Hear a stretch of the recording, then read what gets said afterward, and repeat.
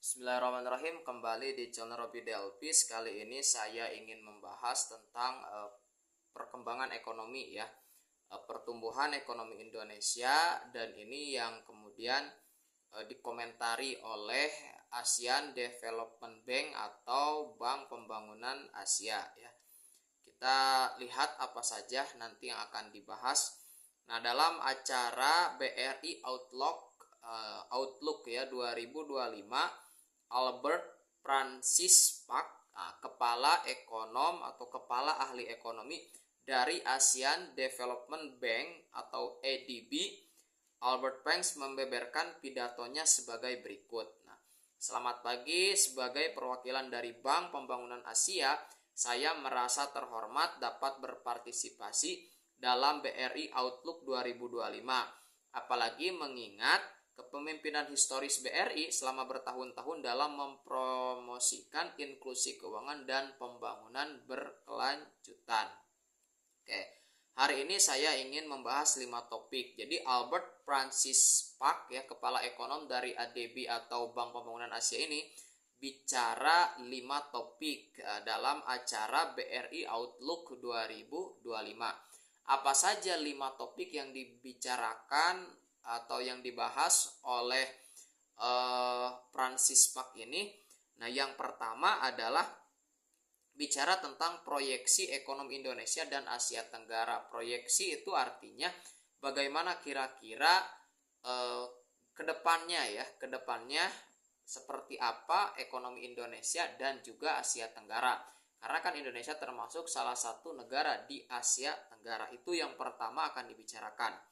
Topik yang kedua yang dibicarakan oleh Albert Francis Pak itu adalah membahas apa yang kita pelajari, yang dipelajari dari penelitian ekonomi terbaru mengenai kapan pembiayaan mikro benar-benar berhasil untuk mempromosikan pertumbuhan dan meningkatkan pendapatan. Jadi bagaimana pembiayaan mikro itu bisa benar-benar berhasil mempromosikan pertumbuhan, artinya ada dampaknya terhadap ekonomi nasional dan juga meningkatkan pendapatan. Oke, itu topik yang kedua. Topik yang ketiga yang dibahas oleh Francis Pak itu adalah pengembangan UMKM, usaha mikro kecil menengah, di Indonesia dan Asia. Nah, kemudian dan kebijakan yang mendukung pengembangan UMKM dan inklusi keuangan ya. Jadi inklusi keuangan lagi-lagi ini dibahas walaupun dalam konteks UMKM. Jadi itu yang ketiga dan keempat. Yang kelima adalah bagaimana mendukung usaha mikro kecil menengah atau UMKM dalam transisi hijau ya. Oke, jadi pertama adalah tentang proyeksi ekonomi Indonesia dan Asia Tenggara ke depannya. Kemudian yang kedua adalah bagaimana penelitian ekonomi terbaru mengenai pembiayaan mikro itu dalam kaitannya mempromosikan pertumbuhan dan juga meningkatkan pendapatan. Kemudian UMKM itu kan dibahas pengembangan UMKM, kemudian apa yang mendukung pengembangan UMKM dan juga bagaimana mendukung UMKM dalam konteks transisi hijau. Jadi UMKM dalam hal ini cukup mendominasi pembahasan yang disampaikan oleh Albert Francis Pak ya sebagai kepala ekonom Bank Pembangunan Asia atau ASEAN Development Bank. Oke, kita bahas yang pertama ya, mengenai proyeksi ekonomi Indonesia dan Asia. Nah, proyeksi terbaru kami, kata Francis Pak itu adalah untuk pertumbuhan Indonesia adalah bahwa pertumbuhan Indonesia akan mencapai 5% tahun ini dan inflasi akan berada di angka 2%. Ini mencerminkan pertumbuhan yang sangat tangguh di Indonesia. Meskipun 8% adalah target yang layak. Saya rasa 5% masih cukup baik dan bahkan sedikit lebih tinggi dari ekspektasi pertumbuhan kami untuk Asia Tenggara dan Asia berkembang secara keseluruhan. Oke, di video sebelumnya mengenai bagaimana Bank Dunia menyorot pertumbuhan ekonomi Indonesia itu kan, dan juga laporan-laporan, kalau kita baca laporan dari Badan Pusat Statistik atau BPS, itu kan pertumbuhan ekonomi Indonesia memang di angka 5,03 atau berapa persen gitu ya. Nah, menurut Francis Pak itu juga dari Bank Pembangunan Asia bahwa ya pertumbuhan ekonomi Indonesia akan berkisar di angka 5% gitu kan. dan inflasi akan di angka 2%. Nah, ini mencerminkan pertumbuhan yang sangat tangguh di Indonesia. Nah, dalam bahasa para pendukung pemerintah itu kan bahasanya stabil ya. Walaupun dalam bahasa para pengkritik sebetulnya kan ini stagnan. Apalagi faktanya ketika dibandingkan dengan sebelum Covid, pertumbuhan Indonesia yang 5% itu jauh lebih rendah dibandingkan sebelumnya. Oke, ini debatable ya. Orang menyebut ini stabil, orang menyebut ini sebagai tangguh, tapi sebagian mengatakan ini stagnan, ini mandek gitu ya. Nah, itu silahkan ya, itu debatable. Nah, meskipun presiden terpilih Prabowo Subianto dan juga Gibran Rakabuming Raka menargetkan 8%. Ya, era Pak Jokowi seingat saya juga asumsinya adalah 7% juga ya. Dan selama 10 tahun kepemimpinan, ya mau tidak mau kita katakan sama sekali jauh dari kata tercapai. Ya, tidak pernah tercapai. Nah, itu. Padahal asumsi pertumbuhan ekonomi ini biasanya dijadikan dasar untuk membuat program. Nah, dan dalam 100 hari kerja ini kan sudah muncul wacana, ya mungkin akan direalisasikan efisiensi anggaran. Kita akan bahas besok atau kapan ya, mengenai seperti apa efisiensi anggaran. Artinya kenyataannya EDB sendiri memproyeksikan atau memprediksi bahwa ya pertumbuhan 5%. Ya cukup tangguh memang dibandingkan dengan dunia yang kisarannya adalah 2% atau 3%. Tetapi kalau melihat target 8% tentu masih jauh. Oke ya. Nah, dan saya rasa 5% masih cukup baik dan bahkan sedikit lebih tinggi dari ekspektasi pertumbuhan kami untuk Asia Tenggara dan Asia secara keseluruhan. Jadi secara umum ya Albert Francis Pak ini dari EDB ya relatively tanda petik barangkali sedikit memuji atau ya mengatakan ini cukup bagus dibandingkan yang lain. Meskipun lagi-lagi orang mengatakan ini justru stagnan, ini adalah mandek, tidak berkembang gitu ya, seperti itu. Oke, itu ya debatable ya. Nah, di Indonesia pertumbuhan dalam beberapa tahun terakhir didorong oleh konsumsi pribadi yang sangat kuat dan lebih baru-baru ini investasi publik yang lebih luas. Nah, jadi pertumbuhan ekonomi Indonesia itu dasarnya yang paling besar itu adalah konsumsi pribadi yang sangat kuat. Di video sebelumnya juga dibahas kan bahwa 55% yang menyumbang ke BDP ya, produk domestik bruto itu tidak lain adalah konsumsi. Angkanya di 55%. Nah, artinya ya konsumsi kan kebutuhan paling dasar gitu ya. Orang kerja atau tidak kerja pasti mencoba untuk tetap hidup dengan apa? Dengan konsumsi. Nah, hanya masalahnya apakah ini bisa terus menjadi andalan? Nah, ini kan yang harus dipikirkan oleh pemerintah. Oke. Kemudian namun secara keseluruhan di kawasan ya di mana beberapa ekonomi berkembang dengan baik termasuk Filipina. Jadi apapun di atas 50 menunjukkan ekspektasi yang tinggi dengan warna hijau atau di bawah. Nah, ini ada gambarnya ya. Nah, kemudian di sektor jasa, jadi Anda dapat melihat beberapa ekonomi di kawasan ini masih mengalami kontraksi berdasarkan data terbaru Desember dalam hal produksi manufaktur termasuk Vietnam, Korea, dan Malaysia. Di sektor jasa kami melihat ekspansi yang sangat kuat di semua sektor ekonomi utama dan saya rasa ini juga terjadi di Indonesia. Nah, pertanyaan yang paling sering diajukan kepada saya baru-baru ini, apa yang terjadi dengan ekonomi Asia di bawah pemerintahan AS yang baru ya, dan kebijakan yang sangat agresif yang mungkin diterapkan terutama terkait dengan tarif, nah, tetapi juga kebijakan lain yang mempengaruhi AS. Nah, di EDB kami telah melakukan beberapa penelitian mengenai masalah ini. Kami memerintahkan 2 studi, satu yang lebih fokus pada model makroekonomi global, dan satu lagi lebih fokus pada model perdagangan rinci untuk tarif. Jadi model makroekonomi global dan juga model perdagangan rinci untuk melihat tarif ya. Nah, hasil yang saya presentasikan di sini berasal dari model makro kami dan menyarankan dampak kebijakan agresif AS dalam tarif 60% untuk Cina, tarif 10% untuk negara-negara lain serta pembatasan imigrasi ke AS dan kebijakan fiskal ekspansif secara keseluruhan hanya memiliki efek yang relatif moderat pada ekonomi di Asia. Efek moderat itu berarti efek pertengahan. Tidak begitu besar dampaknya tetapi juga tidak bisa dikatakan kecil ya. Nah, artinya kebijakan-kebijakan ekonomi daripada pemerintahan Amerika, di mana kita tahu kalau kita lihat kan ekonomi Amerika itu menjadi ya katakanlah kepala ya. Jadi ketika ada permasalahan, ada kebijakan baru di ekonomi Amerika Serikat, maka akan berdampak pada seluruh dunia. Dalam konteks Asia dan Indonesia ya, kata Francis Park itu kan tingkatnya moderat ya, tidak terlalu besar dampaknya tetapi juga tidak terlalu kecil. Oke ya.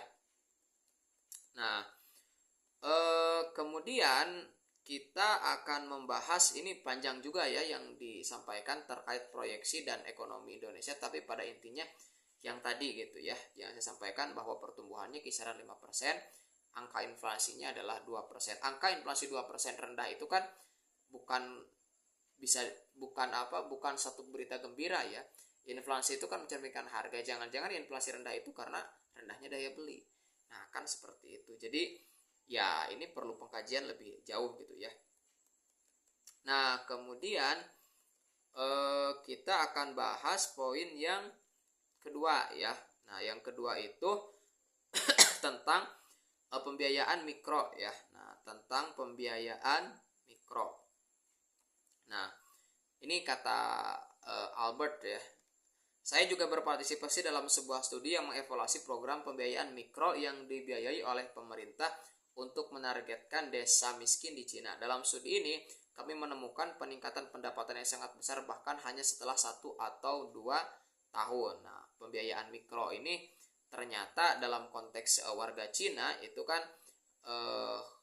menemukan peningkatan pendapatan yang sangat besar. Artinya pembiayaan ini memang dibutuhkan. Nah, kami menemukan kenaikan pendapatan sebesar 32%, itu angka yang sangat besar, dan penurunan kemiskinan sebesar 18%.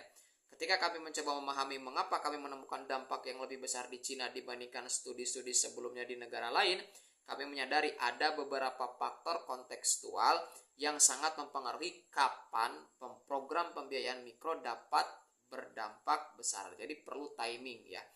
Nah, misalnya program di daerah dengan akses kredit yang sangat terbatas menunjukkan dampak yang lebih kuat terhadap pertumbuhan pendapatan. Karena kan salah satunya adalah bagaimana pembiayaan mikro ini akan berdampak pada inklusi pendapatan peningkatan dan juga pertumbuhan. Nah, jika jumlah pinjaman cukup besar dibandingkan dengan pendapatan rumah tangga, Anda juga akan melihat dampak yang lebih besar. Beberapa fitur pinjaman seperti suku bunga yang lebih rendah dan frekuensi pembayaran yang lebih sedikit juga cenderung meningkatkan dampak program terhadap pendapatan. Akhirnya dalam konteks pedesaan di mana relatif sedikit pekerja terlibat dalam pekerjaan bergaji dan lebih fokus pada kewirausahaan serta pertanian, kami melihat dampak yang lebih besar dari pembiayaan mikro. Saya pikir ini karena pembiayaan mikro membantu mereka membiayai migrasi keluar untuk mendapatkan upah yang jauh lebih tinggi di pasar tenaga kerja ya. Nah, apa maksudnya? Jadi begini, pembiayaan mikro itu kan pembiayaan yang disalurkan oleh perbankan tetapi dalam jumlah yang tidak begitu besar, apakah bantuan permodalan atau lain sebagainya. Nah, kalau kita bandingkan dengan masyarakat kota kan relatif bergaji dan mereka sebagai karyawan ya tidak begitu banyak punya waktu untuk mengerjakan pekerjaan-pekerjaan yang sifatnya adalah bisnis ataupun yang lainnya.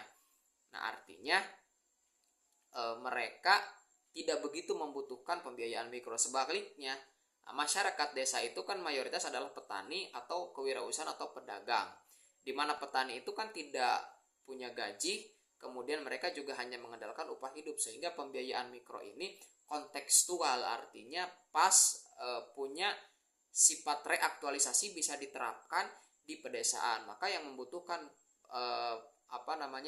pembiayaan mikro ya masyarakat pedesaan yang notabene adalah mereka petani ataupun wirausaha ya, karena itu bisa menjadi salah satu alat pengembangan usaha ya dengan menambah modal. Dan faktanya ya terjadi di Cina pengurangan kemiskinan sebesar 18% dan juga peningkatan pertumbuhan pendapatan ya, peningkatan pendapatan sebesar 32%.